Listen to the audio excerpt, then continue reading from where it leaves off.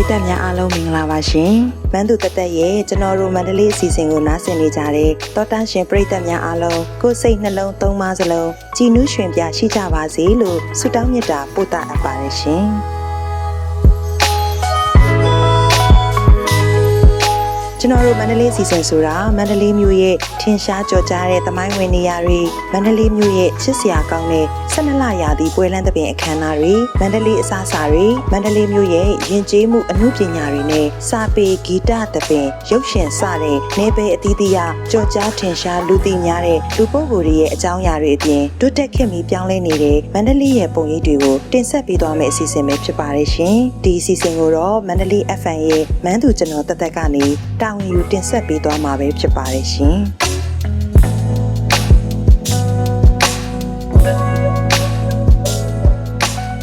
်ရေဒီယိုချစ်သူတောတာရှင်ပရိသတ်များရှင်မန်းသူကျွန်တော်တို့မန္တလေးအစီအစဉ်ကနေအမှုပညာကိုလွတ်လပ်တဲ့အတွေးခေါ်များနဲ့ပကြီးပညာနဲ့ရောပပုပညာနဲ့ပါဖော်ပြပေးနေတဲ့ဆရာကြီးဦးအောင်ကျော်ရဲ့အကြောင်းကိုတင်ဆက်ပေးနေတာပဲဖြစ်ပါတယ်ရှင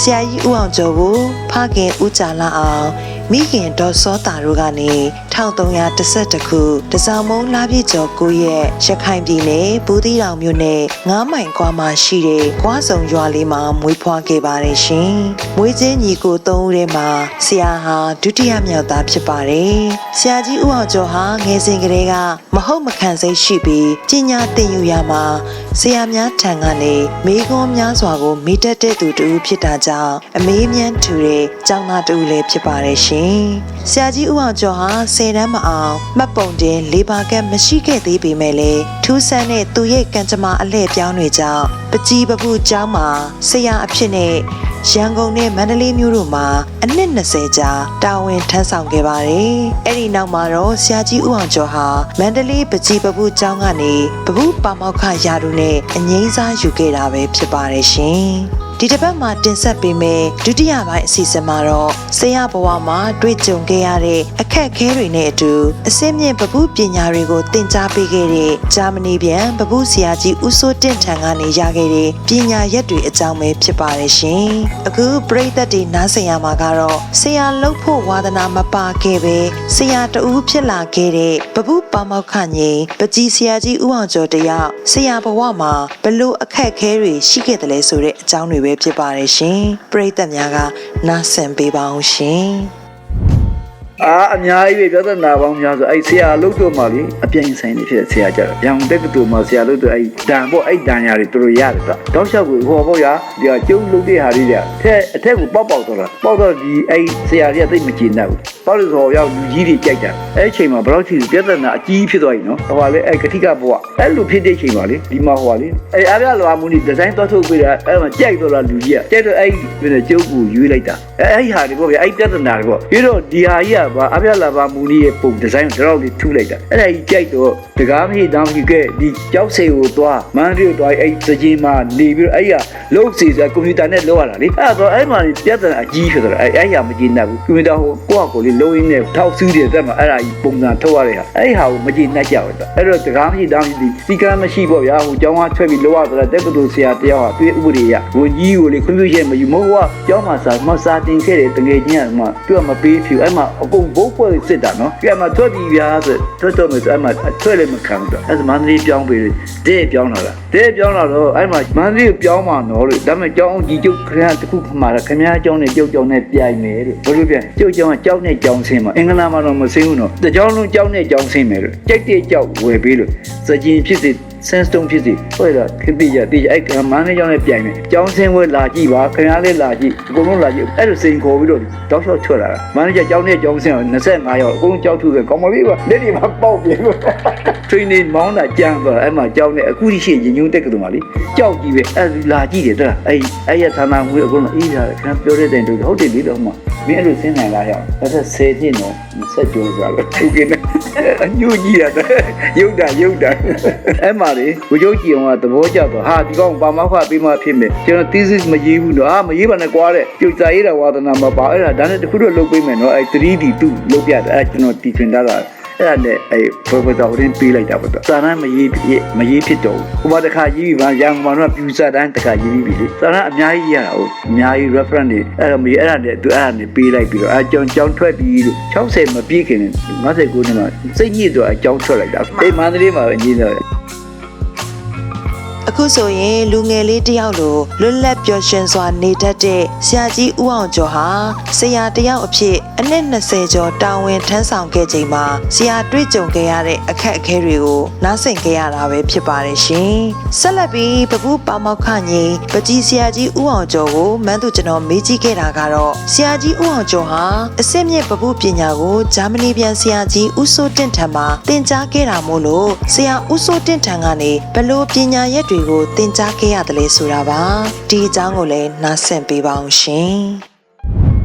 ရမဆရာအဲ့လိုပေါ့အဲ့လိုတွေးကြတယ်အဲ့တွေးနေသူဘဘူးကိုတင်တာလေအဲ့မှာသူညဖက်ကြမအိပ်ဘူးဟိုအပေါ်မှာဟိုပေါ့မိုးဘိုကိုကြည့်ပြီးတော့အနာပါနာ meditation ထိုင်ရတယ်တော့ပျော်စရာကောင်းနေပြီအဲ့ဒါတွေကအများကြီးပဲစိတ်ပိုင်းဆိုင်ရာတင်တာများတယ်နောက်ဆုံးဘယ်တော့တင်ဆိုဒီလူတယောက် psychology ပေါ့အဲ့ philosophy အဲ့ဒါတင်တယ်ရုံလို့တဲ့ဒီဆိုရင်လူတယောက်အနီရောင်ပြရမယ်တဲ့ထောင်ကြိုင်အဲ့ဒါတွေကတင်ရတယ်တော့နီရောင်ဒီလူရဲ့စိတ်ကိုပေါ့နော်is it ဖြစ်တယ်နောက်ပြီးတော့ဒီပြီးမခံနိုင်ပေါ့ပထမပျော်လိုက်မယ်တဲ့အနီရောင်စိတ်ကိုအတက်ကြမြန်နေအဲ့ဟာပေါ့နောက်ပြီးတော့နီရောင်ကိုပေါ့မြန်မြန်မသုံးဖို့လေတင်တယ်တော့ဘဘူးတင်မဟုတ်နော်နောက်လူသက်တဲ့ဒီတင်လေတော့ဂျာမန်တို့အာမောကောင်းနော်နောက်ဒီစစ်ဆေးတဲ့ဒီခိုးရဟာစစ်ဆေးတော့မျိုးလုံးဟာပေါ့နော်အခြေအမုန်းနောက်ပြီးတော့ဒေါသထွက်တဲ့အဲ့မျိုးလုံးမှာအများကြီးတည်ဥဆောင်တာပေါ့နောက်မျိုးလုံးရဲ့အကတွေပါပြောပြအဲ့ဒါမျိုးပေါ့အများကြီးပါပဲတင်နေတော်တော်များတယ်အဲ့ရမန်ဆရာအဲ့လိုတင်ပြီးတာဒီပပူးထဲမှာဟိုမကြောင်တင်တယ်နောက်ဆုံးကျမင်းတင်စရာမရှိတော့ဆိုမှရတယ်အများကြီးပဲဒီအတွေးခေါ်တွေရောဒီ psychology အဲ့ဒါတွေပါတင်တာနဲ့စာများများဖတ်ခိုင်းတာပေါ့နိုင်ငံခြားလာစာကိုမှဖတ်တဲ့တဲ့လူနဲ့များများဖတ်ဖို့ပေါ့စာကိုတော့အဓိကဖတ်ခိုင်းတာအဲ့ဒါတော့တော်တော်အရေးကြီးတော့နောက်ဒီ contemporary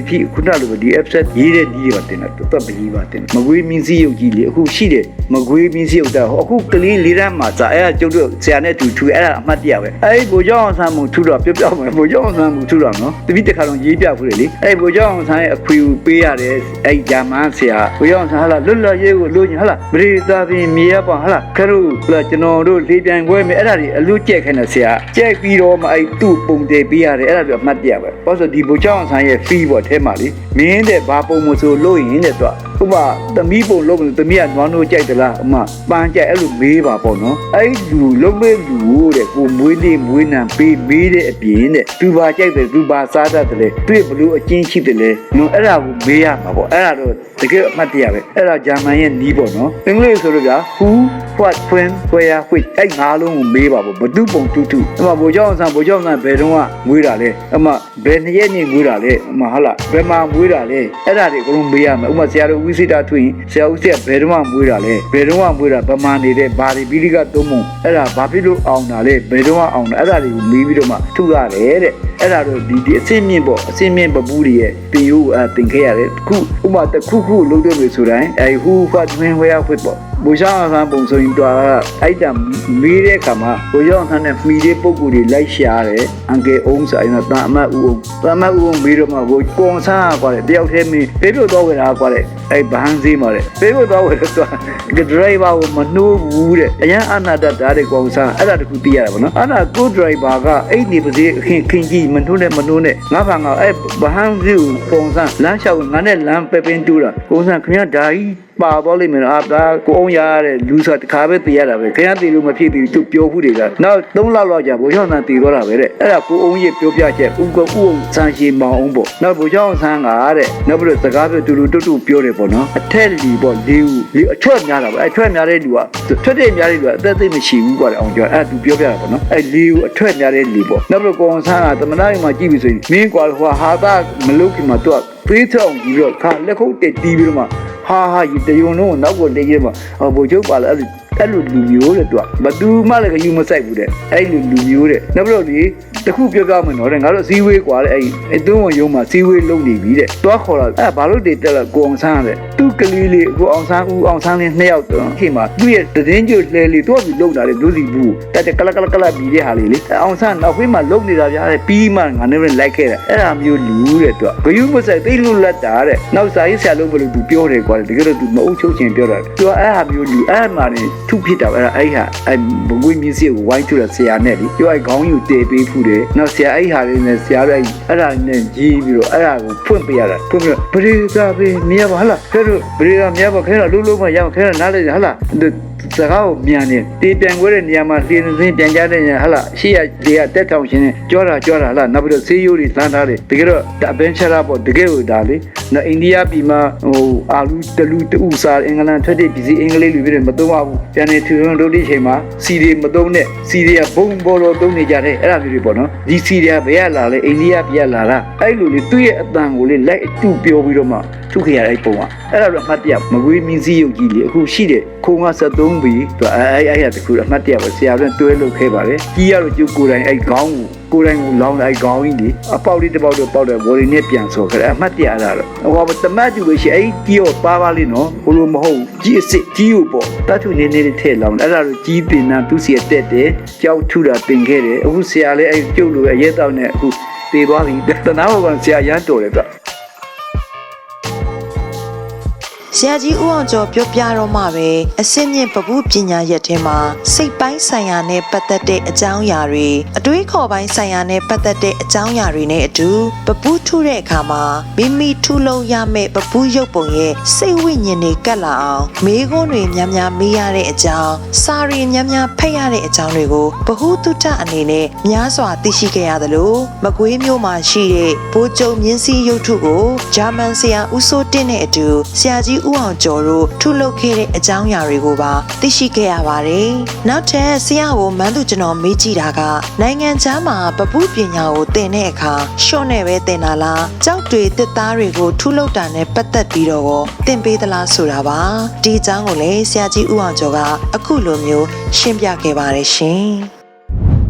အဲ့ဒါဒီလိုတမိသူကနိုင်ငံခြားတင်တာတော့ကြောက်စီးရည်ကြီးသွန်းရည်ရှွန့်ရည်လို့မဟုတ်တော့ဘူးအားလုံးကိုရှွန့်နဲ့တင်တယ်ရှွန့်နဲ့အကုန်ပြန်ခွဲလို့ရတယ်သူကဟိုရှွန့်မဲ့တင်တာဆိုနိုင်ငံခြားမှာလေဒါသူတို့ဘာလို့ကြောက်ထုတတ်တယ်ဆိုတော့ကြောက်ထုဖော်မြူလာလေးပဲပေးတယ်အဲ့ရှွန့်ရဲ့ဒီ material တစ်ခုကရှွန့်ပဲပေးတာရှွန့်ကိုဘာလို့ပေးတယ်ဆိုတော့ကြောက်အတွက်လည်းလွယ်တယ်နောက် main ကလေးလေးတင်တယ်ဒီဟိုက main ကလေးတွေများတယ်ပပူက main ကလေးတင်လို့ဒီကြောက်ကို main ကလေးသက်သက်ထုတာမဟုတ်ဒါပေမဲ့ကြောက်ထုတဲ့ဟာကိုဒင်းပြောပြတယ်ကြောက်ထုတာပြောတာနော်2မိနစ်5မိနစ်ပဲကြာတယ်နော်ကြောက်ထုတာဆိုတာ main ကလေးကဘာဆိုစူးနဲ့ချစ်တယ်ချစ်ရမယ်45စီချစ်ပါပြီးတော့အကြားထဲကိုပြန်ဝင်ချစ်ပြန်ဝင်ချစ်ပြန်အဲ့ဒါပဲသူကြောက်ထုပြီးပဲဒီကြမှာကြောက်ထုတာ9နှစ်တင်ရမယ်ဆိုဆရာလေးသူအားတင်ဆိုအဲ့ဒီတင်ကြတဲ့ဆရာလေးအဲ့မှာဟိုကောင်ကျွန်တော်လို့ဆရာလို့ကျွန်တော်တမော်ရီပြောတာ9နှစ်ပြန်လို့ကျွန်တော်ပြန်အားရထိုင်မနိုင်မှတ်ထားလိုက်ဆို9မိနစ်ပြောပြတဲ့အခါမှာကြုတ်ကြောက်သွားထုပါတယ်ကြောက်ထုကအခုထိရှိတဲ့ရည်ညွှန်းတဲ့ကောင်မှာဘာမှကြောက်မထုတတ်ဘူးနော်ဆရာတိုင်းထိုင်ပြောတာ9မိနစ်အဲ့မှာထုတတ်သွားပါတယ်အဲ့ဒါသူတို့တင်တဲ့ဒီစနစ်ပဲဘလို့တင်လဲဆိုတော့ရေခဲတုံးကိုခွဲသလိုပဲတဲ့စူးနဲ့ပထမအချွန်နဲ့မလာမင်းကြောက်ဘူးလားတဲ့အချွန်နဲ့မလာကွာအချွန်နဲ့အစ်လှုပ်လိုက်နောက်တစ်ခါအချွန်နဲ့လှုပ်လိုက်တဲ့အလဲကောင်မအချွန်ပြီးတာနဲ့အဲ့ဒုတိယအချွန်လှုပ်လို့ဒီအချွန်နဲ့လှုပ်တဲ့နှစ်ခုကြားထဲမှာအကြီးခွန်ကိုကွာသွားတာလေအဲ့ဒါကြောက်ထုတာပဲတဲ့အဲ့ဒါမင်းအားပြင်းလို့ရင်တလဲမအားနုနုဝင်လက်မဝတ်တယ်အားပြောလို့ရင် main ကလေးလို့ပြောဆိုရင်1 cm ပေါ့အဲ့အကွက်ဖြစ်ဖြစ်သွားဒီ line နောက်တော့အဲ့ကောင်တဲလှုပ်လိုက်တာနဲ့အဲ့ကောင်တောက်လျှောက်10ဒီဂရီဝင်သွားလိမ့်မယ်တဲ့တဲတော့မလုပ်ပြီးနေပေါ့မြန်ဖြစ်ချင်ရင်နည်းနည်းစောင်းတာနည်းနည်းမှတ်လိုက်ပေါ့နည်းနည်းလို့ရှိရင်စောင်းတာကို25ဒီဂရီ30ဒီဂရီ45ဒီအဲ့ကောင်အပြင်းတန်ဆုံးဒီကောင်ဆို3လက်မှဝင်သွားလိမ့်မယ်တဲတဲ့ဆိုရင်ထချမ်းကိုလာအဲ့တော့အချွန်တစ်ခုဟာဒီတိုက်တစ်ခုလုံးဖြူလို့ရတယ်လို့အဲ့လိုပြောတာဒီအချွန်လေးတစ်ခုတန်ချွန်တစ်ခုတည်တဲ့တိုက်လုံးကိုဖြူလို့ရတယ်တဲ့အဲ့ဒါကြောက်ရဲ့ကြီးပေါ့အဲ့ဒါတင်ရတာတော့ကြောက်ကိုမထူခိုင်းဘူးနော်စက်ပြတုံးထူခိုင်းတယ်ကြောက်ထူလို့စင်စက်ပြတုံးကိုလှီခိုင်းတယ်အဲ့ရှွန့်ကိုလုတ်ခိုင်းတယ်ရှွန့်နဲ့မော်ဒယ်ပုံလုတ်တယ်ပြီးရင်စက်ပြတုံးပြီးတော့ဘာလို့ခိုင်းဆိုကျဲဥလုတ်ခိုင်းကျဲဥတစ်လုံးကိုစက်ပြတုံးလုတ်တိုင်းကြောက်ထူတတ်တယ်ဆိုကျဲဥကိုဘလို့စက်ပြတုံးလုတ်တယ်စက်ပြတုံးလုတ်ခဲ့အုတ်ခဲလုတ်ခဲ့ပထမရှွန့်အမာပေါ့ရှွန့်အမာကိုလှီးတယ်ရှွန့်အမာကိုထုတယ်ကြိုက်တယ်လို့လုတ်ပေါ့ဒါနဲ့လှီးဘာမတီရီယယ်မဆူရပြီဆိုရင်နည်းဆက်ပြခဲလုတ်ပြီးကြောက်ထုလို့ရတန်းလို့ရရှွန့်ပြီးဆက်ပြခဲအုတ်ခဲပေါ့ကြောက်ကိုမပေးဘူးဒါပေမဲ့ကြောက်ထုကြီးအဲ့ကောင်ရတော့အဲ့အလုံးကိုရရင်အကုန်လုံးရတယ်တဲ့တစ်သားလည်းတော့အလုံးမလုတ်ခိုင်းစောင်းနဲ့တစ်သားကြိုက်တစ်သားစောင်းနဲ့လေအလုံးတစ်ခုရအောင်လို့ထ ဖွင့်သွားတယ်ဘာလုံးရင်လို့မပြောဘူးနော်ဘာမှလည်းမကြည့်ရပါဘူးသူကိုယ်စိတ်ထဲအလုံးပဲအာရုံထဲအလုံးနော်ဒါပေမဲ့လုံးနေအောင်လုံးကြည့်တဲ့လုံးနေနေဟာဘဝထူရတဲ့နေဒါပေမဲ့လုံးတာကရှုံပဲသူဘလော့ဒီပြောဆိုဒီမော်တော်ကအခုမာစီဒီအမေစီဒီကာအဲ့ဒါရှုံနေလို့သူအကုန်လုံးရိုက်လာတာဗျအဲ့ရှုံကာကြီးပဲပြီးတော့မှမင်းတို့စီရောင်းတာတဲ့ဒိုင်းနဲ့လုံးလို့မင်းတို့ကငါတုံးတယ်အဲ့ဒါဝယ်တာအဲ့ဒါရှုံနေလို့တာတဲ့ဒါပေမဲ့တသန်းပြရတော့အဲ့လုံးတဲ့ကောင်တဲ့အဲ့ဒါတခြားလူလုံးလို့မရဘူးမာစီဒီအစ်စ်နယူးလက်တခါလဲရောပါအကုန်ပလာယာ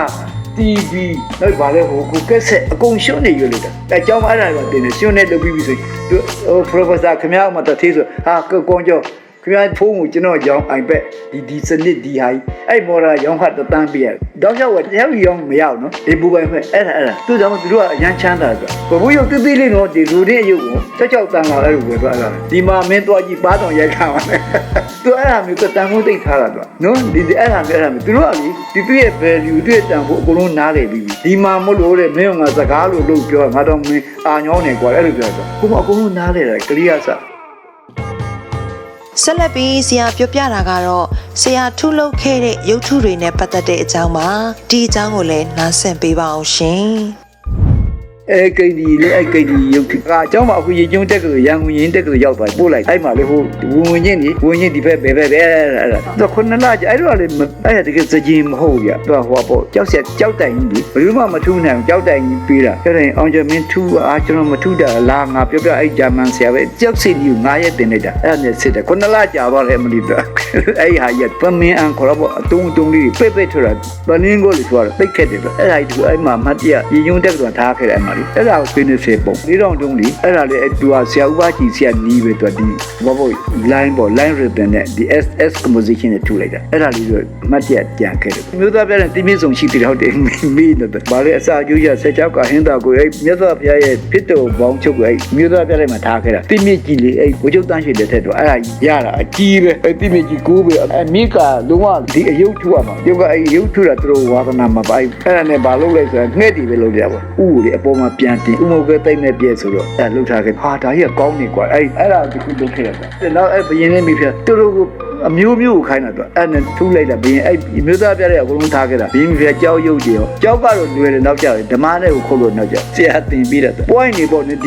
ကီးတွေပါကိုကတင်တတ်တယ်ကီးဆိုဘာလဲဆိုဘယ်လောက်ဒီအဲ့ဆရာဘယ်လောက်တော်နော်ဒီသာထားနေတော့9မိနစ်တွင်ကျွေတဲ့အောင်တော်တော်စုံနေအဲ့ဒါမျိုးတွေပေါ့ကျွန်တော်ဟာပါဆရာလည်းဟာပါဆိုမြောက်ကတွေးမိတာပေါ့ဗျာအဲ့သူပြောတယ်တလားဇေဦးမနေပြတယ်အဲ့လိုပဲလူမာကွာတယ်ငါပြောရမယ်နှစ်မျိုးရှိတယ် extrovert introvert နှစ်မျိုးရှိတယ် extrovert မျိုးဆိုမင်းတို့ကောင်မျိုးကွာတယ်ကြော်ဟင်းတို့ပေါ့ကိုရီးယား introvert ကြအဲ့လိုမဟုတ်မြန်လေးတို့လိုပေါ့ကွာတယ်စီးစနေနဲ့နေမယ်ဘိုင်းကောင်းကြောက်ပြီးပေါ့နော်မပြောရဲမဆိုရဲဟောတော့ပေါ့အုံဘုံပေါ့အဲ့ဒါမျိုးက introvert တဲ့ extrovert ကြအဲ့လိုမြေပေးစားလို့ရောင်းရမလားဖဲသမားနဲ့ရဲသမားနဲ့ဟိုဘုံကြီးထိပေါင်းတာအဲ့ကောင်ကြတင်းငိုင်းကောင်ကသူ့ပရာနဲ့သမင်းသူစားအဲ့မင်းတို့လိုကောင်ပဲအဲ့နှစ်မျိုးရှိလူပါလေအဲ့တော့မင်းတင်ရင်းနဲ့ပေါင်းတဲ့ခါမှာ introvert သမားကိုတမျိုးပေါင်းနဲ့ extrovert ကြ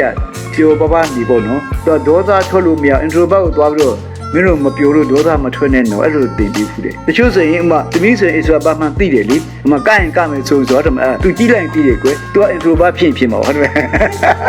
ဘောမဥပမာပြပြနော်ဘယ်ဒီနေမွေးတာဆိုအဲ့လိုပေါ့အဲ့ဒါတွေမှတင်ရတယ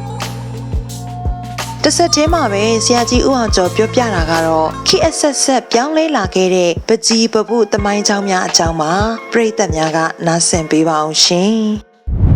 ်ဒါဘဘူးတမိုင်းကိုပြောမယ်ဆိုရင်လေပကြီးတမိုင်းဘဘူးတန်ဒါလေးပါလေးပြောမယ်နော်ပထမသက်သက်ရင်ဒါဟောပေါ့သမှုတော်လိုင်းမဖြစ်ခင်ကာလသမှုသမီးတင်ရတယ်နော်သမှုတော်လိုင်းလေအဲ့မဖြစ်ခင်ကာလမှာအတူပြုတဲ့ခေတ်တစ်ခေတ်ရှိတယ်အတူပြုတဲ့ခေတ်ဆိုသက်သက်ရှိတယ်ဟိုတူအောင်ရေးမှပကြီးကတူအောင်ထုမှဘဘူးမတူရင်လုံးဝလက်မခံဘူးအဲ့ဒီခေတ်တစ်ခေတ်ရှိတယ်လင်ဒါမရှိတော့မလာခင်တော့နော်ရံပန်အဲ့တို့ခေတ်တော့တူရမှာနော်နိုင်ဆိုနိုင်ပဂရိနိုင်ရဲ့နောက်ကလက်တန်ရဲ့နောက်ကတခါဟိုဗတန်ခွက်နောက်မှာ reference နောက်မှာဘာခုန atmosphere ရှိအကုန်လုံးမတူရင်အဲ့ပကြီးစင်းတဲ့မဝင်ရဘူးအဲ့ခေတ်တစ်ခေတ်နောက်တစ်ခါလီယိုနာဒါဗင်ချီတို့ခေတ်ရောက်တဲ့အဲ့ခေတ်ကြတော့တူတီဖြစ်စေမတူတီဖြစ်စေဒီညာကကွန်ပျူတာအဲ့တော့ဟောပေါ်လာပေါ့စပုတော်လိုင်းရောက်တဲ့ခါအဲ့ကျန်ဘာတစ်ခုပေါ်လာဆိုတော့တူမတူခေတ်ပြောင်းသွားတာတူရင်လည်းတူမယ်မတူလည်းမတူရှင်မရင်ရေးမှမဟုတ်အဲ့ခေတ်တစ်ခေတ်ရောက်လာအဲ့တော့မှအဲ့ချိန်မှာဘသူတွေပေါ်ဝင်လီယိုနာဒါဗင်ချီတို့အရင်တော့ဒီလီယိုနာဒါဗင်ချီတို့တောင်မှဒီမိုနာလီတူအောင်ရေးမှမတူရင်ဒါပကြီးကားမဟုတ်ဘူးအဲ့လိုအဲ့တော့ပြန်တော်လှန်ကြတာဥမာဇေဇန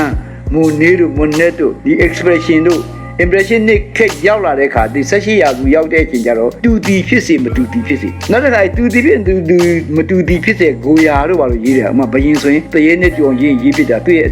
အတွင်းရဲ့ဟာပြန်ထွက်လာတယ်တဲ့အတွင်းရဲ့နှလုံးသားကိုပြန်ခုနကပြောခဲ့သလိုပေါ့နော်သူကဘယ်နေ့မွေးတာလဲဘာတွေကြိုက်တယ်အဲ့ဒါတွေမေးလာပြီအဲ့ဒါစက်ကားသမားလူရေးမယ်တူမမတူမမဟုတ်နောက်တစ်ခါကျတော့ဒီဖက်ခေတ်ပြန်ရောက်တဲ့အခါကျတော့တူတာမဟုတ်မတူတာမဟုတ်ဒီအခုကျ modern အဲ့လိုမဟုတ်တော့ဘူးအခုကျတော့ concept ကြီးရဲ့အဲ့လိုခေါ်တယ် concept တယောက်နဲ့ဒီလိုလေဒီဆက်သွယ်တဲ့ဟာတွေလူသားအတွက်အကျိုးဘယ်လောက်ပြုတယ်လဲဘယ်လောက်တီထွင်နှံငန်းရှိတယ်လဲအဲ့ခေတ်ရောက်တော့နော်အဲ့ကြားထဲမှာဟိုခေါ်တာကြားထဲမှာတခိရှိတယ်ကြားထဲမှာကျတော့ F7 ကြတကယ်အနှစ်သာရပေါ့ CME F7 ဆိုဒီနည်းနည်းပါးပေါ့ image လောက်ပဲရေးမယ်မကလေးလောက်ပဲလက်တရားပိုင်းမှာပါမှာပေါ့နော်အဲ့ဟာတခေအဲ့ဟာပြီးဒီဖက်ကြတော့ဒီလုံးဝဒီပကြီးကမေးစရာမလိုဒါပါပုံလေးမေးစရာမလိုကိုယ့်ရဲ့ခံစားချက် emotion နဲ့အပြည့်ပေါ့အဲ့ဒါဖော်ထုတ်တဲ့ကိဘလက်ဝါးနဲ့စေကိုလက်ဝါးနဲ့ကင်နေဥမာသမီးသမီးစားတတိယဆိုစိတ်နဲ့အမလေးတတိယဆိုမျက်ရည်တော်ကြိုက်ပို့လိုက်အမလေးတတိယနာအခုတော့ပါတေသွားပြီနေရာအခုတေသွားအဲ့ပကြီးကားဖြစ်တော့အခုအဲ့ခေတ်ရောက်သွားကြတယ်ဒီရင်ထဲကတကယ်အစစ်ကြီးထုတ်တဲ့ခေတ်ပေါ့ကွယ်အခုကြပကြီးလေးတက်စရာမလိုဘူးရေးတဲ့ကိုလည်းမလိုတော့ဘူး no perspective နော်အဲ့ဒါကြီးပြောတဲ့အခါအဲ့တက်ကတော့တိတ်တော့မကြည့်ဘူးဘာကြောင့်အဲ့ဒီသင်လိုက်တော့ဗျာအဲ့ရေးတတ်တဲ့လူတိုင်းမှာရေးတတ်ပြီးသားအဲ့လိုသင်ခဲ့ရတယ်လူတိုင်းဒီပကြီးပမှုအကုန်လုံးတက်ပြီးသားအဲ့ဒါတော့မပေါ်ထုတ်လို့ဆရာပြလိုက်မှအဲ့ဒါကြောက်ပြီးတော့မလုပ်ရဲတာတဲ့လူကသူကလုံတက်ပြီးတော့မိန်းကလေးတယောက်တော့သူပကြီးမဆွဲတတ်ပေမဲ့ဒီငါဒီဟာလေးဝယ်မှဖြစ်မယ်အောက်ကလူရင်အနီလေးဝတ်မှဖြစ်သူပကြီးမတက်ဘူးဒါပေမဲ့ तू ဘာလို့သိတယ်လဲအဲ့တက်ပြီလားတက်နေတဲ့ तू မသိစိတ်ကနေပေါ်ထုတ်တာတဲ့မိန်းကလေးကပူတက်တယ်တဲ့မင်းတို့ယောက်ျားတွေတက်တယ်အဲ့တော့သင်ခဲ့ရတာလေဘာလို့ဒီပန်းဦးအလှပြင်တာသူမတက်ဘူးနော်တဲ့မမကွန်မိုစင်းဘလို့ထားငါတို့တော့တော်တော်အတူခေါ်တာသူတို့ကပူသိတယ်ဟောသူရဲ့ individual characteristic ဆိုသူကသူအလိုလိုပြီးနာတယ်တော့အဲ့ဒါကြီးကိုတဲ့မင်းတို့သင်မှတုံးသွားမှာလေတော့မတင်နဲ့နော်အဲ့တော့ဒီမတက်တဲ့ဟာကိုတဲ့အဲ့တိုင်းထားလိုက်သူဖာနီးတဲ့ creation ကတိတ်ကောင်းတာလေကြောက်ဖြစ်ကွာမင်းရင်ယုံတက်လို့စင်မဟုတ်ဘူးလေတဲ့အဲ့ဒါကြည့်တင်ရတာနော်ကဲမြားနဲ့အဖေကိုမနေ့ကပြစ်တဲ့ကောင်လို့မြားကြီးလှုပ်ထားတာတွေ့လာတယ်နော်လူမနာရိုးတော့မပါဒါပေမဲ့လူကသူ့အဖေတတ်သွားတဲ့ကောင်ကိုပြစ်တယ်ဆိုတာပြောင်နေလဲဒါပေမဲ့ပြောင်ဆိုတာငါတို့သိတယ်လေတဲ့သူ့စိတ်ကပေါက်ကွဲပြီးရေးထားတာအစ်စ်အဲ့ဒါတာမှုဖျက်လို့မရဘူးနော်တဲ့အဲ့တက်ကတူကြောင်းစင်မဟုတ်ဘူးတဲ့ဘာပွဲမှမရဘူးတဲ့အဲ့ဒါကြီးကဲမင်းဘယ်လိုလုပ်မှာတော့တကယ်အတွင်းကတကယ်ဆိုတဲ့စိတ်နဲ့ရေးဖို့အရေးကြီးတာတဲ့အဲ့တော့အကုန်လုံးတက်ပြီးသားပါတဲ့အဲ့ဒါမင်းငါစီလေးတင်ကြအောင်ငါတင်တာဒီစနစ်ပြပြနေအဲ့လိုတင်ခဲ့ရခဲ့အဲ့ဒါလေးကတော်တော်တန်ဖိုးကြီးတယ်တော့အဲ့တော့တဲ့လူတိုင်းကတက်ပြီးသားတဲ့အဲ့ဒါမဖော်ထုတ်လို့တဲ့မင်းကလည်းရဲတော့တယ်ကွာတဲ့ငါခိုင်းဒီကင်ပေါက်ပြီးတော့ငါမကြည့်တတ်ဘူးကောဘာဆိုအဲ့နာရမှာအဲ့ဒါပကြီးကားတယ်ဒါအဲ့ဒါရတန်ဖိုးဖြတ်လို့မရအောင်နော်တကယ်ဒေါသထွက်ပြီးတော့ငါပြစ်လိုက်တာတဲ့မင်းကိုမကြည့်နဲ့လေဒါမင်းကိုမကြည့်နဲ့ဘူးကွာအောက်ကတက်နိုင်ပြီးလိုက်မြေခွာပြီးတင်ထားအဲ့ဒါတကယ်ပကြီးကားတယ်အဲ့ဒါမျိုးတွေဒီမှာသင်ကြည့်ဒီမှာကြဘယ်သူမှနားထောင်မှာမဟုတ်ဘူးတဲ့ကဲတကယ်အဲ့ဒါအစစ်ကြီးတဲ့အဲ့အစစ်တွေကဘယ်မှာရသိလာတယ်ပီကာဆိုကိုယ်တိုင်ပြောတာနော်ငါပြောတာမဟုတ်တယ်ကလေးတွေစီမှာရအဲ့လိုကလေးတွေကိုချင်းကပ်ပါသူတို့ရေးခိုင်းပါသူတို့ရေးတဲ့ခါမှာမင်းကူးရမှာနော်တဲ့မင်းရဲ့ is that တဏ္ဍဖိဖိနိုင်ပဲပုံဖိဖိပုံတတရွှဲမယ်စကားတော့မပြီးဘူးနော်တဲ့နေရွက်နေရာမှာခေါင်းတက်တာဒါမင်းနေရွက်တက်လို့မတော်မပြောနဲ့မင်းခံသွားမှာသူအတွင်းမှာသူရဲ့အထက်မှာတကယ်ကိုရေးရင်စိတ်နဲ့ရေးနေတာတဲ့အဲ့ကောင်တောင်ကိုဖျက်လို့မရဘူးလေကဲဘလို့စမ်းနေနော်ကလေးလေးတွေမှာရှိတယ်ကြားတဲ့လူပညာလူကြီးကြဟောလူကြီးအသုံးမကြတော့ပျောက်သွားအဲ့ဟာယူပြန်ပေါ်ထုတ်တာမှအပ်တယ်အဲ့အစိကအဲ့ဒါအဲ့တန်းကိုခေါ်တယ်ကျဲဥကိုဟောလို့ကန်ပြီးတော့ဖိကြည့်မကွဲဘူးနော်တဲ့နည်းနည်းလေးစောင်းရင်ကိုယ်သွားမှာလေအဲ့ဒါလိုအနုပညာကအနုပညာဆိုတာတဲ့ပါလေးဝင်လာတယ်ဘယ်ချိန်ပြန်ထွက်သွားမှမသိဘူးပီကာဆိုတော်မှာတဲ့10ပုံရင်တပုံမဲ့အနုပညာမြောက်တာလေမသိစိတ်ကပေါ်ထုတ်ပြီးတော့ဘာရမှမသိဘူးအဲ့ဒါကအနုပညာလေဘယ်လိုလုပ်ရမှမသိဘူးဘယ်နေရာရောက်မှမသိဘူးဘယ်လိုကြံရမှမသိဆိုစိတ်နဲ့ဘာမှမသိရရေးကြည့်တယ်အဲ့ဒါသိခဲ့တာလေအခုကမင်းတို့ကဘာမှသိတာရေးတာရည်ရွယ်ချက်နဲ့ဥတီချက်နဲ့အဲ့ဒါကမသိရမဟုတ်အဲ့ဒါ guideline ခေါ်တယ်ကဲအဲ့ဘလောက်အောင်မကောင်းနော်တကယ်မင်းမသိဘဲနဲ့တော့တတ်နိုင်မင်းမျက်စိအဝတ်စီးပြီးရေးတယ်ဟာအမေကိုတတိယအမေပြေးသွားပြီမနေ့ကမလေးကူတပီးမလာနိုင်ဘူးဆိုအမေမဆေးမင်းပုတ်ပြီးလို့ဒါမင်းတကယ်ပို့ရမှာနော်တဲ့နော်မြေတော်ကြားပါစေတဲ့အမေအခုတော့အမေကနော်အဲ့ academy shot နော်လေထိုးလိုက်အောင်ကျော်အဲ့ဒါတကယ်အစ်စ်ဘာမှလည်းအမေ what is matter မရှိဘူးတဲ့အဲ့ဒါအစ်စ်ကြီးတယ်အဲ့ဒီတရားတော့ရပျော်တော့တာပေါ့ဟုတ်ကဲ့နော်ပရိသတ်များရှင်ကျွန်တော်တို့ကမ္ဘာတဝန်းလုံးကအမှုပညာလက်ရာတွေကိုလေ့လာကြည့်မယ်ဆိုရင်ဒီ ဒီအမှုပညာလက်ရာတွေဟာခေတ်ရဲ့အခြေအနေကိုလည်းထင်ဟပ်ပြသနေတယ်လို့ကာလဒေတာအခြေအနေနဲ့လူမျိုးတွေရဲ့ဓလေ့ကိုလိုက်ပြီးလူတစ်မျိုးနဲ့တစ်မျိုးအမှုပညာချင်းမတူနိုင်တာတွေကိုလည်းမြင်တွေ့နိုင်မှာပဲဖြစ်ပါတယ်ရှင်အခုဆိုရင်ပပူးပါမောက်ခငိန်ပကြီးဆရာကြီးဦးအောင်ကျော်ရှင်းပြလိုက်တော့မှပဲပကြီးမှာတူအောင်ရေးကိုရေးရတဲ့အတူတူပြူတဲ့ခေတ်တူတီဖြစ်စီမတူတီဖြစ်စီရေးလို့ရတဲ့တူတူမတူတူခေတ်တူတာလည်းမဟုတ်မတူတာလည်းမဟုတ်တဲ့တီထွင်ဖန်တီးနိုင်တဲ့ခေတ်စတဲ့ပြောင်းလဲလာတဲ့နောက်ခံခေတ်သမိုင်းကြောင်းတွေကိုဗဟုသုတအနေနဲ့အများကြီးသိရှိခဲ့ရပါတယ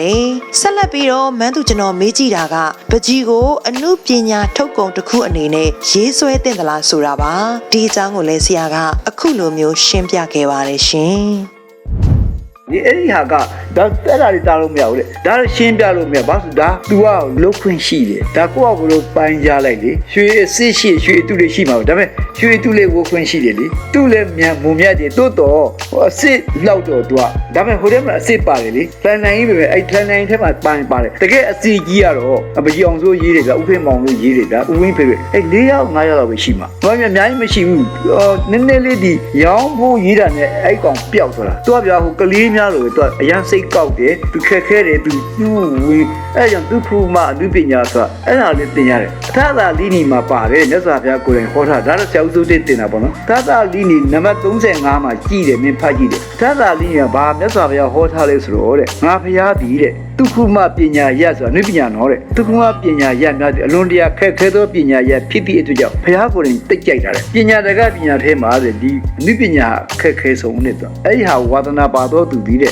လွန်တရာချီးကျူးဖို့ကောင်းတယ်မြတ်စွာဘုရားကိုယ်တိုင်ဟောထားတာရှိတယ်ထာသာဒီနီအပိုက်ဆက်ရှိတာမလို့အဲ့ဒါအထင်မှာပါတယ်အဲ့တော့သူကဘာလို့ကောင်းတဲ့စိတ်တောက်ငါဘုရားဟောကြီးတယ်စိတ်ကိုဖန်ဆင်းသောအတ္တသူကိုယ်တိုင်အဲ့လိုပြောတာနော်ရုပ်ကိုဖန်ဆင်းအတ္တမပြောလို့မြတ်စွာဘုရားမင်းတို့ကရုပ်ကိုဖန်ဆင်းနေတာတဲ့အဲ့ဒါကြောင့်ခုန F7 တွေပေါ်ပေါက်လာလေနိုင်ငံသားတကယ်လို့သူကပူမှန်နေကြတယ်စိတ်ကိုဖန်ဆင်းသောအတ္တမွန်ဒရီယန်တို့ဘာလို့လဲစိတ်ကိုဖန်ဆင်းတာလေအဒီအောင်တုတ်တယ်တော့အကန့်ဂိုရီမီရီရှင်ဒီဘက်ကအပြာတို့ဒီဘက်ဒါပေမဲ့သူတို့ကတကယ်မွန်းကျက်ပြီးတော့တကယ်ငိုပြီးတုံမှာပေါ့နော်သူတို့ကအသက်ရှည်မှရှိမှသူအဲ့ဒါတုတ်သွားတာအဲ့ဒါမွန်ဒရီယန်ပါတယ်မဇီဇန်ပါတယ်နောက်ပြီးတော့ပါလို့မာတီစ်တူအဲ့ဒါတွေကတကယ်စိတ်ကိုဖန်ဆင်းတယ်နောက်ဒီကုန်းနေသူပြောတဲ့ဟာအများကြီးပဲအဲ့ထက်မှဒီကုန်းနေတို့ဒါမွန်ဒရီယန် supply artist သူကဒီဂိုရီမီရီရှူခုန4000ခွက်ထဲမှာတုတ်တဲ့ခါမှာဂျပန်တစ်ခုလုံးတိုးတက်သွားတယ်ကွာလေဂျပန်ဒီ4000ခွက်နဲ့တိုက်တွေဆောက်တယ်4000ခွက်နဲ့ဗီဒီယိုလုပ်တယ်4000ခွက်ကစားကွက်များဆိုအဲ့မွန်ရီယန်စခဲ့တာပဲတဲ့အဲ့မွန်ရီယန်ရဲ့ဟာတွေကကဘာကျော်ဖြစ်တော့သူတို့ကတီထွင်ဖန်တီးတွေမကောက်ဒီရင်ထဲဟာတွေကတတ်ခဲ့တာတော့အဲ့ဒါကတကယ်နိပညာအစ်စ်တွေအဲ့ဒါမျိုးတွေတဲ့အဲ့ဒါကဟိုပေါ့သမီးဘာနဲ့တူလဲဆိုတော့တို့ရွှေကိုမိန်းကလေးပူပြီးဇဲတော့ပဲပြီးမှကြောက်ဆိုရင်ကြောက်သမားပြီးအဲ့ဒါမျိုးပေါ့ပန်းနေဆိုမိန်းကလေးပူပြီးလေကျုပ်တို့ပန်းလာပြီးမသိဘူးဟာနေဒီပန်းများဟာโอเคပန်းများနဲ့တသောင်းပဲနင်းမလို့ယူတာပြောမှဒါမိန်းကလေးတွေနဲ့အဲ့ဒီဒဇင်ပန်းလေးတက်ခဲ့ရတော့သူလေဝယ်လိုက်တာလေဟုတ်လားဒါပေမဲ့ကျုပ်တို့မသိဘူးအဲ့ဒါလိုပဲတဲ့မင်းသိတဲ့လူကတော့ဟွာလဲမင်းမှမင်းတွားသူကြိုက်နေမှာပဲတဲ့မသိတော့လည်းမကြိုက်ဘူးအဲ့ဒါသွားရှင်းပြလို့မရနိဗ္ဗာန်လိုပဲတဲ့တော့ဟွာအစင်းလည်းမဟုတ်ဘူးအလိုလိုကိုတိလာလိမ့်မယ်အဲ့ဟာကြီးကသူနဲ့များများပေါင်းရင်တွားသူတိသွားလိမ့်မယ်တဲ့ရွှေအကြောင်းတိရင်ရွှေနဲ့များများပေါင်းဒီပကြီးကားအကြောင်းတိရင်ကိုတိုင်းရေးကြည့်ပေါ့ဒီအဖြစ်ဆိုတခါတည်း35ခါလောက်ရေးကြည့်တယ်ဘာမှမသိရရေးတယ်အဲ့မှာဘာမှပြလာလိမ့်မယ်အဲ့လိုပြောတော့နော်ဘာမှမသိရစရေး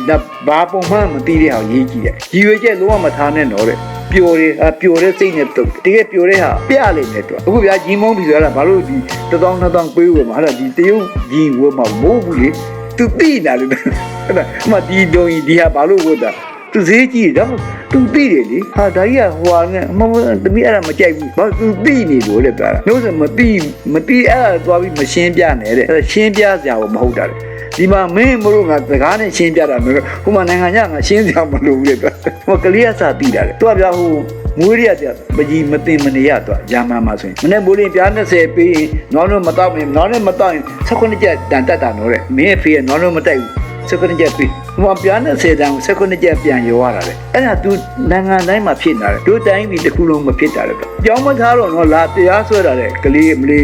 3နှစ်ခွဲမှာ9နှစ်မဟုတ်ဘူးနော်သူနေခွင့်မှာမူကြိုမပို့လို့လာပြီးညံ့ပို့တော့အခုစိုးတောင်းအဲ့ဒါမျိုးဖြစ်နေတယ်ဟိုကပြမသိမနေရအဲဂျာမန်ပါတယ်ဂျပန်ပါတယ်အီတလီပါတယ်ရုံးပါတယ်ပြင်သစ်ပါတယ်သူအဲ့လိုဖြစ်နေတာလေအဲ့ဒါကြောင့်ကဘာမှာသူတို့ကထိတ်မှဖြစ်သွားတာလေဒါမှဒီအနုပညာကမသိမနေရဘာသာရတော့အဲ့ဒါကြောင့်ဒီဗမာမှာလည်းဟောရှိလေစိတ်ကိုဖန်ဆင်းဤဆိုတာလေအဲ့ဒါကြောင့်ဒါကို မြတ်စွာဘုရားလက်ထက်ကဆိုတော့ဟိုဘာကျူတာတို့ဘာလို့အဲ့မှာရေးထားတာရှိတယ်အခုဒီမှာစန်တီနီကေတံမှာရေးတယ်အဲ့မှာ တစ်ဆက်တည်းဆရာကြီးဦးအောင်ကျော်ပြောပြတာကတော့အရှိတိုင်းကသူတွေတင်ကြားတဲ့ပကြီးရေးဆွဲမှုတွေအကြောင်းပါဒီအကြောင်းကိုလည်းပရိသတ်များကနားဆင်ပေးပါအောင်ရှင် အဲ့ဒါနဲ့ပကြီးအောင်နဲ့တွေ့ပြီးတယ်ပြီးတော့လေစန်တီနီကဘာလို့တင်လဲအခုကျွန်တော်ကဒီမှာဒီငါတို့စီကတူတူကိုအောင်ပြောတယ်ကက်ကြီးနဲ့မဖြတ်ရဘူးလေအိန္ဒိယပူစီကိုဦးတော့ကြီးကြည့်တယ်နော်မင်းတို့ကစတေလိုက်ဆိုရင်ကက်ကြီးနဲ့ဖြတ်ပန်းဖို့ထိုးတော့ WT system နဲ့အဲ့ဒါမတင်ရဘူးနော်တဲ့အကြောင်းမှမတင်နဲ့အဲ့ဒါပါဏာရိပါဒကံထိုက်တယ်ဟာအဲ့ဒါဘလူအကွာဘလူငါစပယ်ပင်ရောက်သွားရင်စပယ်ပန်းရင်စပယ်ယူသွားနိုင်ရနားပြီးတော့အဲ့ memory နဲ့မှတ် reading ဆရာလို့ခုံမထိုင်အဲ့ပါရေးခါလေးဆရာဒူးဆိုတော့စိတ်ကို concentration 5 minute concentration တော့တရားပြီးတော့စပယ်ပန်းအဲ့တော့ရေးရတယ်စပယ်အမျိုးအလို့ပြီးတော့ဆရာတော့ပြဆရာမအောင်ဆိုတိတ်မမွေးသေးဘူးပြန်ရတာစေဘန်းစပယ်ပင်နဲ့တူနေတဲ့နေရာနဲ့ပေတရားတော့ဝေးတယ်အဲ့သွားနိုင်ရပြန်နောက်သုံးရက်ကြာမွေးလာတယ်အောင်ကြတယ်ဟာမောင်အောင်ဆိုမွေးအမ certificate ပြရတယ်စပယ်ပန်းမွေးလာပြီအဲ့တကယ်အဖြစ်ပြတ်သွားဒါသူတို့စီအဲ့လိုလေအရှိတန်ရဲ့ဒါသနာသိသန်းစီတယ်တဲ့ဒီစိတ်ကိုပဲတင်တာတော့စိတ်ရဲ့ပြောပြောနူးညံ့နေဒီထဲပါပေါ့ဗျာမမဘာမလို့ပြောဇန်ဝင်စားတာပေါ့ဇန်အဲ့ဒါနဲ့ရေးတာတော့မော်ပေါ့လေစုံလို့ပါလို့လေးတာပေါ့မော်တကူရအောင်လုပ်တတ်တာအဲ့ဒါကတော့ဒီအရှိတိုင်းတစ်ခုလုံးအဲ့ဒါကိုကင်တို့တော့ဒီကက်လာလေးတတိဒီကျွန်းသွားတာလေဒါ human right တို့ခုနလူသားရဲ့မျိုးတွေခုနလူတွေလူလူလာရေးတာအဲ့ကိုကင်ပုံတတိထိုင်အဲ့ဒါကြီးပါတယ်တော့မော်ပါတယ်တော့ကိုကင်ပါတယ်နောက်ပါလေဂျက်စင်ပေါ်လောက်ဖြီးတယ်အဲ့ဒါတွေရေးတယ်အဆက်တီချတာလေစက်တွေအများကြီးခါတာဂျက်စင်ပေါ်လောက်ကိုကင်ဘင်ဂူစတရီနိုင်တာပါဟိုညဖက်လေကျေရီနီနီလေးရေးတာသူကျေဆိုစိတ်နဲ့လေငိုပြီးတော့မြိတ်ဒီတောက်ကြရေးတာကြီးနတခရိုးဆိုနောက်ဆုံးဒီကြီးကားနေကိုရေးတာနောက်ဆုံးကိုလုံးကြံပြီးတထင်တနက်နဲ့ပြီးမှရေးတာရှိနောက်ဆုံးကတခရိုးဆိုအဲ့နောက်ဆုံး final မှာတွေ့ဒူရနာကိုရေးတော့တာလေကိုတတ်ပြီးရေးတာနော်ပေါ်တော့ဆိုအဲ့ဒါကြပြင်းထန်သွားတာပေါ့ဒီ string ပေါ်သွားတော့အဲ့ဒါရေးတာလမ်းနှစ်တွဲနဲ့ရေးတာရှိအဲ့ဒါဒီပါတော့ဟိုတင်ရတာတော့အဲ့တော့စိတ်ကူပေါ့နော်ယူတော့တာတော့မဟုတ်တော့အဲ့ဒါမျိုးတင်ရတယ်တော့အဲ့ဒါတော့နောက်ဆုံးပေါ်ဟိုပါပေါ့ကိုရေးမရေးနဲ့တိထားတာပေါ့အဲစိတ်ရဲ့ထွက်ပေါက်တွေပေါ့လို့ဒါပေမဲ့သူ့သွားမီးလို့မရပကြီးကားဟိုတဲ့ဘာပုံလေးမမေးရအဲ့ဒါလို့ပြင်ရတယ်ဒါဘာပုံလို့ဆိုတော့ဖြေရခက်တယ်ရေးလေးတွေကမင်းစစားကြီးကလည်းမွန်နာလီဇာဆိုရင်ကလည်းအပြုံး16မျိုးတော့သူရေးထားတယ်ဒါပေမဲ့ဒါမခိုးတူပြုံးလို့သူမပြောဘူးတော့တဲ့တယောပြုံးလို့သူမပြောဘူးတဲ့မွန်နာလီဇာမပြုံးနောက်ခနဲ့တဲ့ပြုံးပေါ်ကြိုက်တယ်လို့တွေးခွင့်ရှိအဲမွန်နာလီဇာဘာလဲဆိုတော့ဘေးခွင့်မင်းမှမရှိဘူးအဲ့လိုသူတင်ရတယ်ပကြီးကားမှာတဲ့နာမည်မင်းအဲ့တော့တိတ်မသိလို့တဲ့အဲ့လိုနော်ဒါဘာပုံလေးဆိုရင်အဲ့ဒါမစီတင်းဘူးမင်းနေတဲ့ထိုင်နေတဲ့မိန်းမမြန်မကြိုက်တယ်လို့တွေးသူကဖြေလာတဲ့သူမင်းတိတ်စိတ်ဆိုးတာသူကလေအဲ့ဒါကမွန်နာလီဇာရေးတာကတယောပြုံးနဲ့ရေးဒါပေမဲ့တယောက်ကခံစားတာအခြေပြုံးနဲ့သူခံစားမှာလေအဲ့ဒါကြောင့်သူကလွတ်လပ်ကိုအဲ့လိုပေးတာတဲ့တော့အဲ့ဒါကြောင့်ကတ်သက်ချက်မထားရပေါ့နော်ကြိုက်တယ်လို့တွေးပေါ့တခါလေလောကနဲ့ရေးတော့ကိုကြိုက်တယ်လို့ရေးပေါ့အဲ့ဒါမျိုးတွေလူလာပိုင်ခွင့်နဲ့အတွေးကိုဦးစားပေးတာအဲ့ဒါသူတို့ဆရာအဲ့လိုလိုတင်ခဲ့ရတယ်ဒါတော့ဟောပေါ့လေတကယ်ရေးတဲ့ခါအဲ့ဒါရတာမရတော့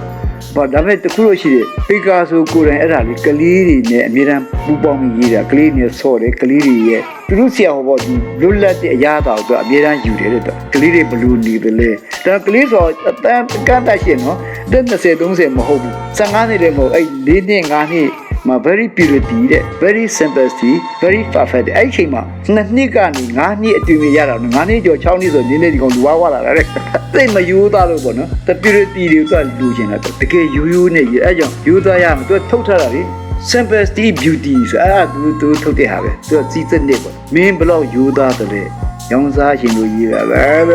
ရောင်းရင်နဲ့စိတ်ပါဒါပေမဲ့သူတို့သိတယ်တဲ့ဒါရောင်းရင်နဲ့စိတ်နဲ့ရေးတာနော်ဟောဒါတော့တော်တော်လေးနော်ဒီဒါတွေကတော်တော်လေးပေါ့သိမသိဘူးနော်တချို့သိပြီးလုပ်ထားတာနော် perfect ကဖြစ်မှာဖြစ်မှာတဲ့ဒါပေမဲ့တချို့ကြဒီအယူရေးတာငါဒီကားလေးကိုရောင်းရမှာပဲဆိုစိတ်နဲ့ဘယ်တော့မှမရေးနဲ့အဲ့ဒါသူနိုင်ငံသားတင်တာပေါ့နော်ဒါလေးရေးရင်တော့ငါရောင်းရတော့အဲ့စိတ်ကိုတော့ဘယ်တော့မှမမွေးမိပါနဲ့တဲ့နိုင်ငါတိပစီတဲ့တော့ကြီးရကိုယ့်ရဲ့အစ္စဒကိုယ့်ရဲ့အစ်စ်ပေါ့အဲ့ဒါတော့သူတို့စီအဲ့ပြောတယ်အဲ့လိုနည်းနည်းကွာတယ်သူကမြန်မာနိုင်ငံနဲ့ကွာမှာဒီလိုမလုပ်လေမြန်မာနိုင်ငံမရောင်းရဘူးလို့နိုးစင်ဘာနဲ့သွားစားသူတို့မအငတ်ခံနေဆရာကြီးဦးအောင်ကျော်ပြောပြတော့မှအရှိတိုင်းပကြီးပညာရက်တွေမှာလွတ်လပ်ပိုင်ခွင့်နဲ့အတွေးခေါ်ကိုဦးစားပေးထားတဲ့အကြောင်းပ ပုံမသိရှိခဲ့ရပြီးတော့ပကြီးကိုကြည့်တဲ့အခါမှာလည်းလွတ်လွတ်လပ်လပ်စိတ်တိုင်းကျတွေးခေါ်နိုင်ပြီးကန့်သက်ချက်တွေမထားဘူးဆိုတာကိုထပ်မံသိရှိခဲ့ရပါတယ်ရှင်။နောက်ထပ်လည်းဆရာကြီးဦးအောင်ကျော်ပြောပြတာကကဘာကျော်ပကြီးဆရာကြီးတွေအသစ်ရှာဖွေတွေ့ရှိခဲ့တဲ့ပညာရက်တွေမှာမြန်မာနဲ့တူတဲ့အချက်တွေရှိတဲ့အကြောင်းနဲ့မိမိရေးဆွဲတဲ့ပကြီးကားတွေမှာရိုးသားမှုတွေရှိအောင်ဘာတွေလှုပ်ဆောင်ကြရတယ်လဲဆိုတဲ့အကြောင်းပါဒီအကြောင်းကိုလည်းပရိသတ်များကနားဆင်ပေးပါအောင်ရှင်ဘင်္ဂိုစိန်အလုံး1200တကားမှမရောက်အောင်နော်ဘင်္ဂိုကားရအဲ့တခု night scene sunset တဲ့တကားကိုကောက်ရိပ်နေတာလေအဲ့ဒါတကားလေးရောင်းအဲ့တော့ပီကိုသူ့ညီလေးကဝယ်တာသူတေးတာတော့တကားလေးရောင်းသွားရောင်းတာကမှညီလေးကဈေးဥဖောက်ဝယ်တာအဲ့ဒါဘလို့က16000ရေးသွားတာဘင်္ဂိုကဒါပေမဲ့သူလည်းတေးသွားမယ်သူဘာလဲဆိုသူဒီအယောင်ရဲ့ complimentary လေး contract သူစပေါ်တာလေအမအနီနဲ့ပေါင်ရင်အစိတ်နော်လိမ္မောပေါင်ရင်အပြအမခရမ်းပေါင်ရင်ပပက်အဲ့ဒါဘင်္ဂိုထွင်တာနော်အဲ့ဒီနာဒါဗင်ဟီရိုအဲ့လိုမမောင်ဘူးအနီမောင်ရင်အနဲ့အဝါကိုမောင်အနဲ့အပြောင်အနဲ့အဲ့ဒါအနဲ့နဲ့ပေါင်ကြတာလို့ရှိတော့ဒီ cause and effect ဆိုတဲ့ဒီသမှုတော်လန်လောက်တော့ဘာဖြစ်သွားလို့အကြောင်းကြောင့်အကျိုးဖြစ်ပါပေလေဆိုသိသွားတာသူတို့စသိတာဗမာမာတို့ဟောဗျာမြတ်စွာဘုရားဟောတာရှိတယ်လေအကြောင်းတရားကြောင့်အကျိုးသူတို့စီမှာအဲ့ဒါပေါ်လိုက်တာအဲ့သမှုတော်လန်ကြီးကြတော့အဲ့ယေရမဟေတုပပဝါကိုဟောအင်္ဂလိပ်ဆို cause and effect အဲ့ cause and effect လေးပေါ်လိုက်ရောဒီအကြောင်းကြောင့်ဒီအကျိုးဖြစ်တယ်ဒီတိအကျိုးတိရမ6တိချစ်ဆိုဒီဘက်ကတိအကျိုးဆိုဒီဘက်ကတိရမ6တိချစ်ဖြစ်တဲ့ဖြစ်ကိုဖြစ်တယ်တဘာဝရဲ့အဲ့လိုပါလားဆိုသူသွားဆရာတွေ့တာဆရာတွေ့တော့အဲ့ဒါကြီးနဲ့ပြောတကဘာလုံးကိုအဲ့ဒါနဲ့လွှမ်းမိုးတော့အဲ့ဒီ cause and effect တွေတွေ့လိုက်ရောဘလို့ရရမယ်ဆိုချက်ချင်းသိတော့အဲ့ဟာကြီးပေါ်ပေါက်လာတဲ့တကဘာလုံးလွှမ်းမိုးတော့အဲ့ဆူရလေအဲ့တိုင်းပဲဒါပြီးအဲ့တိုင်းအကုန်လုံးအဲ့လိုရေးတာဒီရွှေအချိုးကိုတွေ့တော့နောက်တစ်ခါပြန်ကြည့်တော့ရွှေတုံးကအဲ့ရွှေအချိုးဖြစ်နေတာဗမာမှာအဲ့ချိုးဗမာကြားလာပြီပကံခက်ကမမလေးပြိုမယုံသုံးမှုတပုံမမလေးပြိုစိတ်ဆိုးသုံးချိုးပြတ်သက်အချိုးတွေလေအဲ့ဒါနိုင်ငံခြားကဒီဂိုးရင်းမင်းနဲ့သွားကြိုက်နေတော့အဲ့မှာဒီ touch မှာအချိုးနဲ့တူတူပဲရွှေတုံးကိုဖြော့တူတူပဲရွှေတုံးကသင်္ကန်းသုံးတယ်ဆိုတော့လေလူကိုဧကတိတင်းမိုင်နောက်တစ်ခါအပေါ်မှာလေးသုံးပုံတပုံသုံးပုံတုံသွားတာမပြောဘူးဆိုမပြောဘူးအရှိကနှစ်ပုံအကွေးလေးတပုံငှက်မြတ်နာကြည့်ငှက်မြတ်နာတိုင်ရတပုံအောက်မှာနှစ်ပုံရှိတယ်တော့အားလုံးသုံးပုံတပုံကြီးပဲဟောဒီမှာဆိုဗီဒီယိုဆိုတာဗီဒီယိုအောက်ကနှစ်ပုံနှစ်ပုံအဲသုံးမိုင်းပန်းလိုက်တာသုံးပုံတပုံတတိထိုင်အဲ့ဒါကြီးကလေဥမာနှာခေါင်းကိုသုံးပုံလိုက်တပုံသုံးပုံတပုံမှာမျက်လုံးရှိတယ်သုံးပုံတပုံကနှာခေါင်းရှိအဲ့သုံးပုံတပုံကိုသူအဲ့ cause and effect ဆိုတဲ့အဲ့ဟာကိုသွားတွေ့တာအဲ့စမှုတော်လိုင်းသွားတွေ့တဲ့အချိန်မှာတကူလုံးတကဘာလုံးပြောင်းသွားတာအဲ့ဒါအဲ့မှာလေတူတီဖြစ်စေမတူတီဖြစ်စေအဲ့စပြောင်းနေနေပဲတဲ့အဲ့16ရာစုဒီဖက်ပေါ့နော်19ရာစုအဲ့မှာဟိုဒီ20အကုန်လုံးအဲ့နောက်တစ်ခါအဲ့ဆက်ပြီးတော့ထပ်ပြောင်းတော့အခုဒီ conceptual art ဆိုပေါ်နေတိုင်းတော့နောက်ဘာအပေါ်လာမှမသိဘူးနော်ပထမတော့ modern art ပေါ်တယ် modern ပြီးတော့ခုနဇေယျတင်ပေါ့ဘာလို့တူပါငါလို့တူမအတူပြုတဲ့ခေတ်ဒါပြန်ချုပ်လို့ဆိုအတူပြုပြီးရင်တူမတူခေတ်တူမတူခေတ်ပြီးတာ ਨੇ ဒီခုနဒီ modern ခုနတီထွင်ဖန်တီးတဲ့ခေတ်တီထွင်နေကွာငါတပည့်၄တောင်တီထွင်နေကွာဒါပေမဲ့မကောင်းလို့မတီထွင်တီထွင်နေခေတ်ဒီခေတ်ပြီးတဲ့ခါကျလူသားအကျိုးပြုတဲ့ခေတ်နောက်ဆုံးကျလူသားဘယ်လိုအကျိုးပြုနေဒါကြီးလိုက်တဲ့ဒီပိန်းပိန်ကိုလှုပ်ချင်းအပြင်ကဘာလုံးအကျိုးအဲ့ဒါမျိုးပေါ့အခုကြတော့ conceptual ဆိုတာဟိုcontemporary အကြားထဲမှာပါသေးတယ်တယောက်နဲ့မကြောင်းနေပဲတကယ်ညာလာကိုတန်းထောင်းနေသူနဲ့ contemporary ခေါ်ပေါ့အော်အဲ့ခေတ်ကရင်းစိတ်ကောင်ထားရေးမရင်းနေဒီအဲ့ contemporary အတက်ချင်းကြားထဲမှာလေအဲ့ဟိုအတူတူလေပြီးအခုကျ conceptual အဆို concept တယောက်နဲ့ဆက်သွယ်တယ်လေတယောက်ဆက်သွယ်အဲ့တငင်းဒီနေ့ဟာမင်းတွေ့ရှိတာဟုတ်တယ်ကျွန်တော်အဲ့ဒါနဲ့ဆက်သွယ်ကြတာဆက်သွယ်တယ်အခုကျတော့တယောက်ဆက်သွယ်နေမကောက်ရဘူးအကျိုးပြုတယ်ဆက်သွယ်တယ်နော်အားလုံးအတွက်ကဘာကြီးကိုဘလို့ကောင်းအောင်လုပ်လို့အဲ့ဟာကြီးကပါတော့အခုကြတော့တကဘာလုံးကိုဘလို့လုပ်မလဲဆိုတဲ့ဟာကြီးတော့ဟိုလည်းမဟိုကမော်လာကိုမဟုတ်တော့ဘူးအဲ့ဒီရောက်သွားတယ်တဲ့အဲ့ဒါတွေသင်ရတာအဲ့ဆိုမင်းသင်စရာပြီးသွားတယ်နောက်ဆုံးကြဒုံရင်းကြပါဖို့ဆိုဘလောက်ယူသားတယ်လဲပဲမင်းအဲ့ဒါပြီးတဲ့အခါမှာမင်းယူသားပြန်လို့အဲ့မှာပြန်ခက်သွားတာအဲ့မှာကလေးတွေစီသွားတာဟဲ့မင်းရေးတာငါပြအဲ့လူကြီးနောက်ဆုံးကြအဲ့ simplicity beauty ကအမိုက်ဆုံးလို့ကိုခင်မာအဲ့ဒါကြီးတယ်